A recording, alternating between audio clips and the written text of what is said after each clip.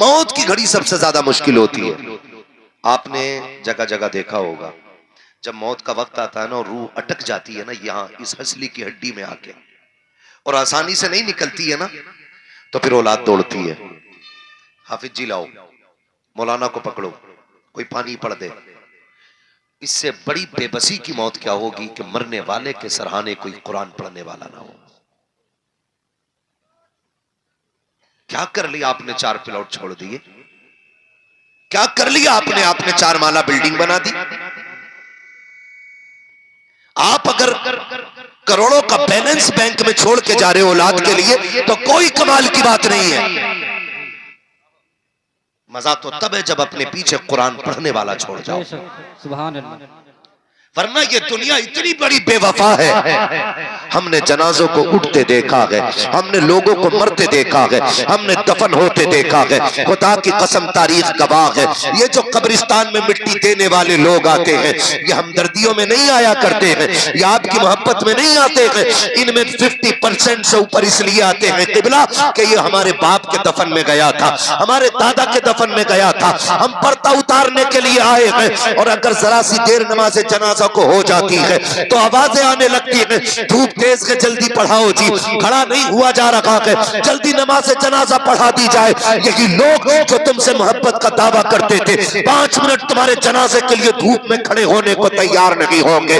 3 minute ان کو کرنے لگ جاتے ہیں. اگر امام انتظار کر لے آنے والوں کا تب ان کا دماغ خراب ہونے لگتا ہے. ارے یہ تو وہ لوگ ہیں جو جنازوں میں کم سے کم آ کے کھڑے ہو جاتے ہیں, اور کتنے تو ایسے بھی ہوتے ہیں جو دور کھڑے ہو کر کے نماز کے ہونے کا انتظار کرتے ہیں کہ کب سلام پھرے ہم مٹی ڈال کے اپنے گھر جائیں. تماشا تو تب دیکھنے کا ہوتا ہے جب مٹی ڈال کے لوگ توڑتے ہیں. کوئی کہتا ہے ایک پلیٹ مجھے دے دو, کوئی کہتا ہے ایک پلیٹ مجھے دے دو. کسی کو یہ شکوہ رہتا ہے کہ مجھے بیٹھنے کی کرسی نہ ملی, کسی کو یہ شکوہ رہتا ہے کہ میری پلیٹ میں بریانی میں بوٹی نہیں تھی. ان بے وفا لوگوں کے لیے بریانیاں بنوا رہے ہو. خدا کا واسطہ دے کے کہتا ہوں ایسے کام کر جاؤ کہ تمہارا تیجا ہو یا نہ ہو, 40واں ہو یا نہ ہو, آپ کے لیے کوئی ہاتھ اٹھائے یا نہ اٹھائے, اتنی نیکی خود سے کر جاؤ کہ تم قبر میں لیٹے ہو اور تمہاری نیکیوں کے صلے میں قیامت تک تمہاری قبر میں ثواب کا سلسلہ جاری رہے. نعرہ تکبیر, نعرہ رسالت, مسلک اعلی حضرت, نعرہ غوثیت, فیضان سرکار مدینہ, مدرسہ اہل سنت برکات رضا, علامہ مفتی حماد میاں صاحب قبلہ. نعرہ تکبیر. کوشش کریں ایسے کام کرنے. لڑتے نہیں ہم میت کی روٹی میں, لڑ جاتے ہیں. اور ہم نے تو 40ویں کے کھانے ہی کو مسئلہ کے اعلیٰ سمجھ رکھا ہے. ہاں, جو 40ویں کی روٹی نہ کھائے کہتے ہیں کہ سنی نہیں ہے. سن رہے میری بات؟ یہ سنی نہیں. پہلے جینا مشکل تھا, اب تو مرنا مشکل کر دیا لوگوں نے. ایک غریب اگر ہاسپٹل کے اندر ہوتا ہے نا تو اسے یہ فکر کم ستاتی ہے کہ میں مرنے والا ہوں, اسے زیادہ یہ فکر ستاتی ہے کہ میرے بعد میری اولاد تیجے کے چنے کہاں سے لائے گی. یہ پورے ذمہ دار علماء بیٹھے, ان سے پوچھو کیا 70,000 کلمے کے لیے یا 1.5 لاکھ کلمے کے لیے مجھے یہ بتاؤ کیا 50 کلو چنے کافی ہو, ضرورت پڑے گی 50 کلو کی؟ بھائی جو کام 20 کلو چنوں میں ہو سکتا ہے اس کے لیے 50 کلو چنے. سوچے ذرا, کہہ رہے ہیں ذرا 1.5 کوئنٹل لے آئیو, اور چنے پڑنے والے بھی کم نہ, کہہ رہے ہیں یار ذرا مٹھی بھر کے دو. کنڈیشن ہماری دیکھیں, ہم دین پہ رہ گئے. پہلے جینا مشکل تھا, مرنا مشکل ہو گیا. معاف کیجئے گا تھوڑا کڑوا بول رہا ہوں, لیکن بول مسلک کی عادت کی روشنی میں رہا ہوں. اپنی ایک ایک بات کا ذمہ دار ہوں. خدا را میتوں کے خرچے ہلکے کر دو, میتوں کے خرچے ہلکے کر دو, اور اس پیسوں کو اٹھا کر کے اپنے بچوں کی تعلیم پہ لگانا شروع کر دو.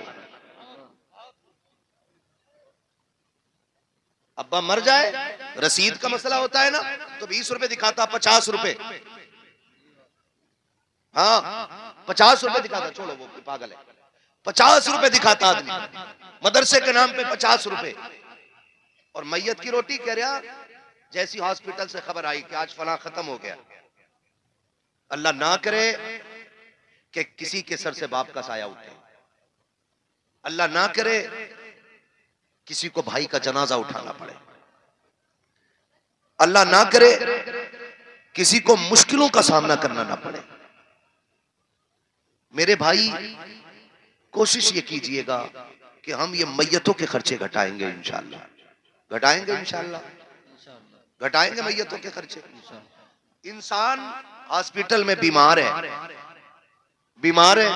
اور بیمار بندہ ہاسپٹل کے اندر ہے، وہاں سے اچانک خبر آئی کہ فلاں نہیں رہا، 4 عقل مند لوگ بیٹھ کے دروازے پہ پتا کیا کہتے ہیں؟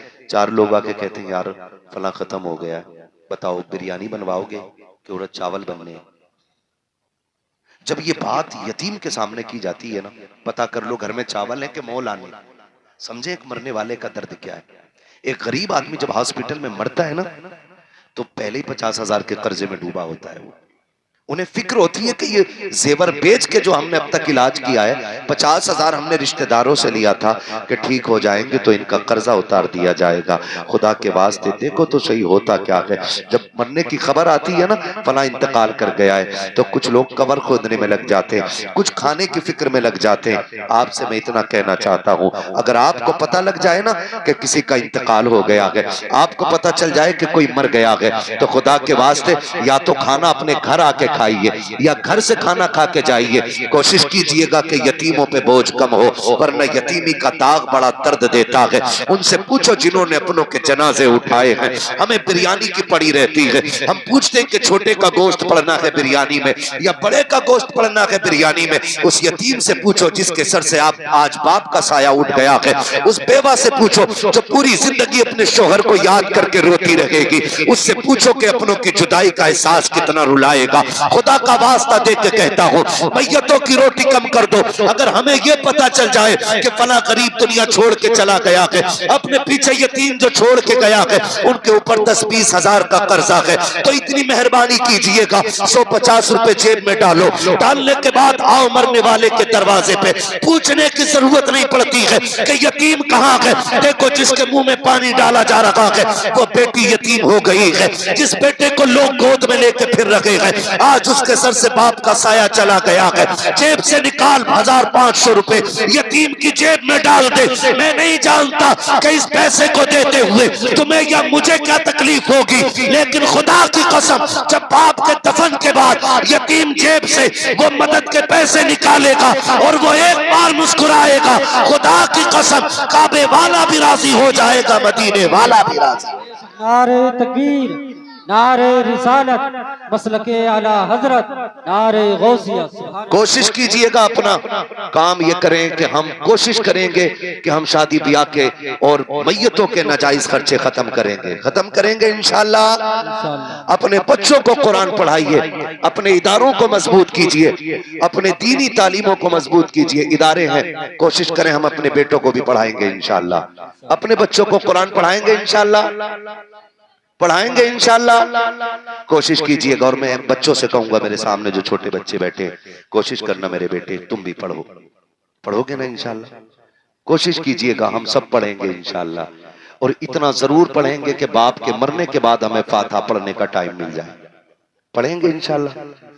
کوشش کیجئے گا ہم لوگ پڑھیں، اور بیٹے اگر ہم موبائل چلاتے تو کم چلائیے گا، اس لیے کہ جب ہم زیادہ موبائل چلائیں گے نہیں پڑھیں گے تو ہمارا آنے والا کل بہت خراب ہو جائے گا۔ اگر اسکول میں پڑھتے ہو، تعلیم حاصل کرتے ہو تو مدرسے میں، اسکول میں، جہاں بھی پڑھتے ہو پڑھائی محنت سے کیجئے گا انشاءاللہ، کریں گے انشاءاللہ۔ میں ان سے زیادہ کام کر کے دکھاؤں، اگر مجھے ان کی شکل اچھی نہیں لگتی ہے، ان کی عقل اچھی نہیں لگتی ہے، ان کا کام اچھا نہیں لگتا ہے تو ان کی ٹانگ کھینچنے کی ضرورت نہیں ہے۔ اللہ نے توفیق دی ہے، اگر انہوں نے 2 کمروں کا ادارہ بنایا ہے، آپ دارالعلوم بنا کے دکھاؤ، تب آپ کی شخصیت کو تسلیم کیا جائے گا۔ اگر یہ 10 بچوں کو پڑھا رہے ہیں، آپ 50 کو دین دے کے دکھاؤ، آپ کی شخصیت کو تسلیم کیا جائے گا۔ اب زمین پہ کام کرنے کی ضرورت ہے، آپس میں لڑنے کی ضرورت نہیں ہے۔ ساری باطل طاقتیں اکٹھا ہو کے آ گئی ہے. ہمارے قرآن پہ اعتراض، ہماری نمازوں پہ اعتراض، ہماری اذانوں پہ اعتراض. اب یہ جھگڑے صرف نعروں سے حل نہیں ہوں گے. اگر کوئی مدرسے بند کرنے کی بات کرتا ہے، اتنے قرآن پڑھنے پہ بچے لگا دو کہ دنیا سر پیٹ کے بیٹھ جائے کہ قرآن کو کیسے مٹاؤ گے. ہر گھر کے اندر قرآن کے قاری نظر آ رہے. نعرہ تکبیر، نعرہ رسالت، مسلک اعلی حضرت، نعرہ غوثیت، فیضان سرکار مدینہ، مذہب اسلام، عظمت قرآن، علامہ مفتی حماد میاں صاحب قبلہ. نعرہ تکبیر.